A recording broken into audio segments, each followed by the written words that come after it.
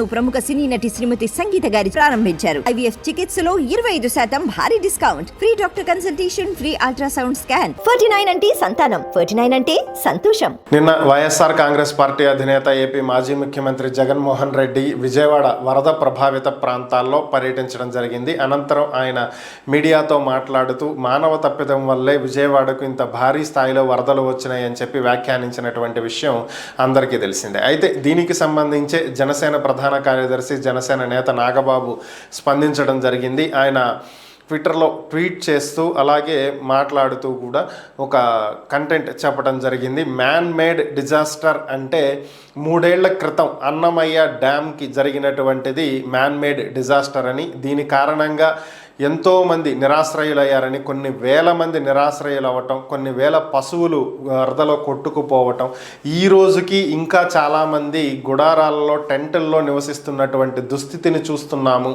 అని చెప్పి ఆయన తెలియజేయటం జరిగింది. దీనికి గల కారణాలు ఏంటి అంటే అక్కడ ఉన్నటువంటి చెయ్యడికి దగ్గరలో ఇసుక తవ్వకాలు జరుపుతారని, ఆ ఇసుక తవ్వటం కోసం నదిలోకి దిగినటువంటి లారీలు బయటకు వచ్చేదాకా వరద ఉధృతి పెరుగుతున్నప్పటికీ కూడా గేట్లు తెరవద్దని చెప్పి అధికారుల్ని అడ్డుకున్నటువంటి నేపథ్యంలోనే ఈ దుర్ఘటన జరిగింది అనేది అప్పటి వార్తలని.